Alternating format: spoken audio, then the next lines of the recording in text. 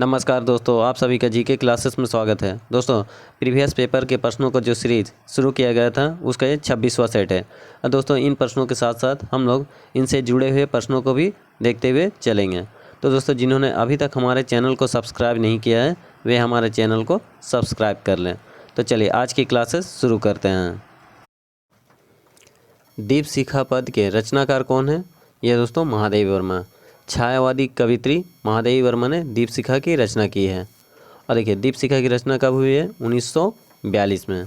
ठीक है, दीपशिखा की रचना महादेवी वर्मा ने 1942 में की थी।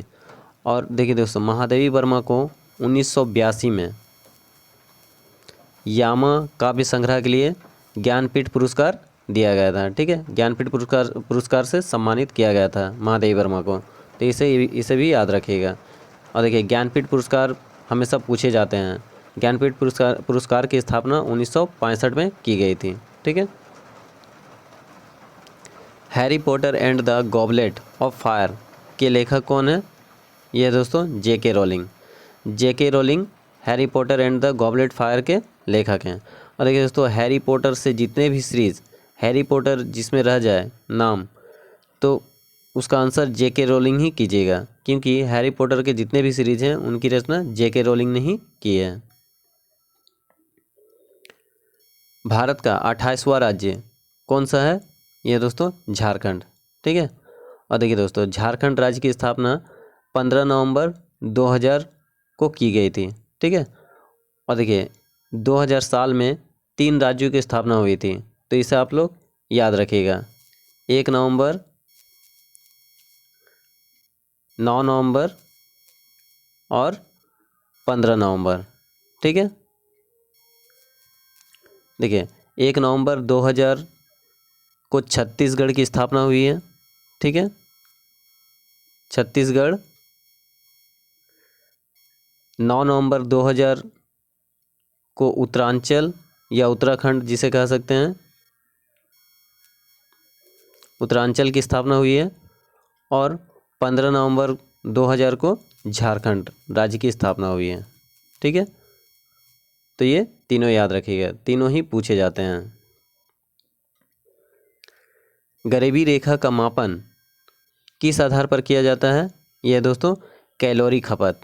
ठीक है, कैलोरी खपत के आधार पर गरीबी रेखा का मापन किया जाता है। और देखिए दोस्तों, भारत में एक ग्रामीण व्यक्ति और एक शहरी व्यक्ति के लिए कितना कैलोरी आवश्यक होती है प्रतिदिन? देखिए, जो गांव में होते हैं, जो ग्रामीण लोग होते हैं, उन्हें 2400 कैलोरी की आवश्यकता पड़ती है प्रतिदिन। ठीक है, ये भी प्रश्न पूछा गया है, इसलिए इसे याद रखिएगा। 2400 किलो कैलोरी की आवश्यकता पड़ती है ग्रामीण लोगों की, गांव वाले लोगों की। और 2100, ठीक है, 2100 किलो कैलोरी की आवश्यकता पड़ती है शहरी लोगों के लिए। ठीक है,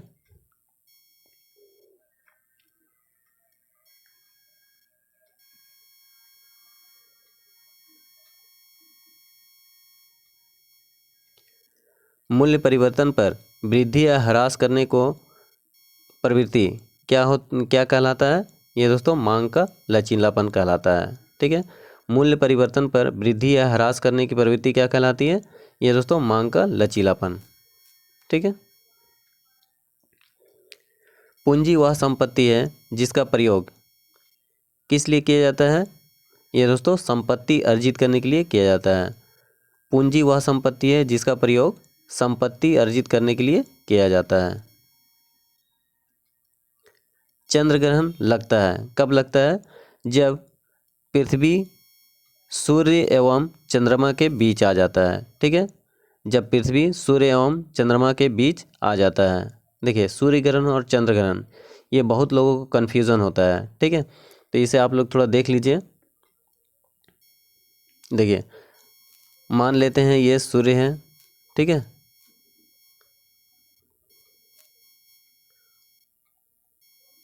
ये हमारा पृथ्वी है और पृथ्वी का उपग्रह है चंद्रमा। ठीक है, ये पृथ्वी है और ये दोस्तों चंद्रमा। ठीक है, मून। तो देखिए, मून क्या होता है? पृथ्वी के चारों ओर, चंद्रमा पृथ्वी के चारों ओर घूमती रहती है, ठीक है। तो जब पृथ्वी और सूर्य के बीच में चंद्रमा घूमते हुए यहाँ आ जाती है, और जब सूर्य नहीं दिखाई देता, हम लोग पृथ्वी में रहते हैं, ठीक है, हम लोग पृथ्वी में रहते हैं, तो जब चंद्रमा बीच में आ जाता है सूर्य और पृथ्वी के बीच में, तो क्या होता है, सूर्य हमें नहीं दिखाई देता है, ठीक है। तब इस समय सूर्य ग्रहण होता है। और जब यही चंद्रमा घूमते हुए इस ओर आ जाती है, ठीक है, तब क्या होता है, चंद्रमा नहीं दिखाई देता है, ठीक है। सूर्य का प्रकाश क्या होता है, पृथ्वी रोक देती है, जिस कारण चंद्रमा नहीं दिखाई देता है। तो इस समय क्या होता है, इस समय चंद्र ग्रहण होता है, ठीक है।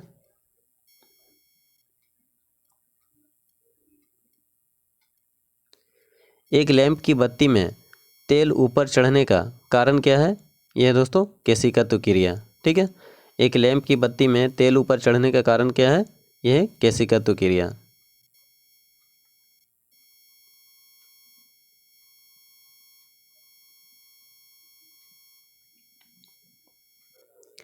संविधान सभा की अध्यक्षता किसके द्वारा की गई थी, यह दोस्तों डॉक्टर राजेंद्र प्रसाद, ठीक है। देखिए, संविधान सभा की बैठक प्रथम बार बैठक कब हुई थी, 9 दिसंबर 1946 को, ठीक है। इस समय डॉक्टर सच्चिदानंद सिन्हा को अस्थायी अध्यक्ष बनाया गया था, ठीक है। तो ये भी पूछा जाता है कि संविधान सभा के अस्थायी अध्यक्ष कौन थे, ये दोस्तों डॉक्टर सच्चिदानंद सिन्हा, जिन्हें 9 दिसंबर 1946 को संविधान सभा का अस्थायी अध्यक्ष बनाया गया था। और फिर 11 दिसंबर 1946 को, ठीक है, 11 दिसंबर 1946 को क्या हुआ, डॉक्टर राजेंद्र प्रसाद को अस्थायी अध्यक्ष के रूप में नियुक्त किया गया था, ठीक है। तो यहाँ पूछा गया है संविधान सभा की अध्यक्षता किसने की थी, किसके द्वारा की गई थी, डॉक्टर राजेंद्र प्रसाद द्वारा। यदि यहाँ पूछा जाता अस्थायी अध्यक्ष तो होता सच्चिदानंद सिन्हा, ठीक है। तो डेट भी याद रखिएगा, डेट भी पूछा जाता है।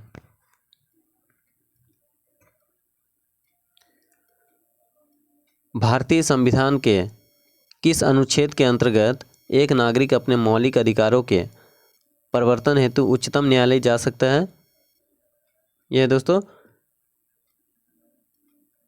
अनुच्छेद 32, ठीक है। अनुच्छेद 32 के तहत 32 के अंतर्गत एक नागरिक अपने मौलिक अधिकारों के प्रवर्तन हेतु उच्चतम न्यायालय जा सकता है।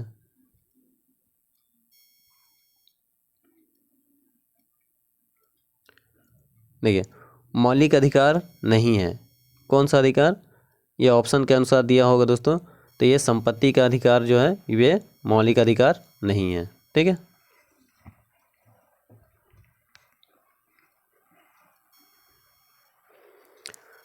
यदि आप लोगों को मौलिक अधिकारों से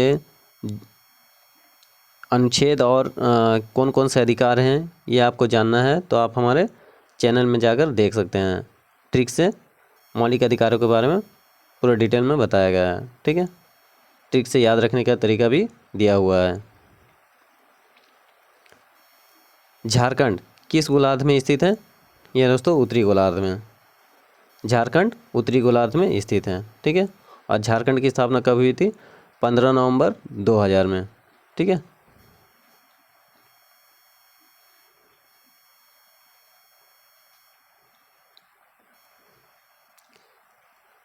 देखिए, बारहमासा की रचना किसने की थी, ये दोस्तों मलिक मोहम्मद जायसी ने, ठीक है।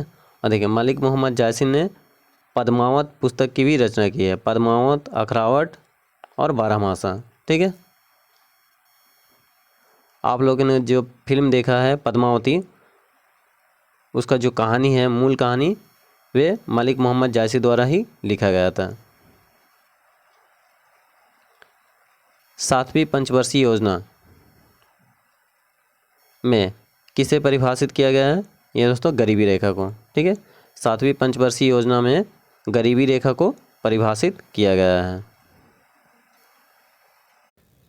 तो दोस्तों, वीडियो पसंद आया है तो लाइक कीजिएगा, सब्सक्राइब कीजिएगा और अपने दोस्तों को शेयर कीजिएगा।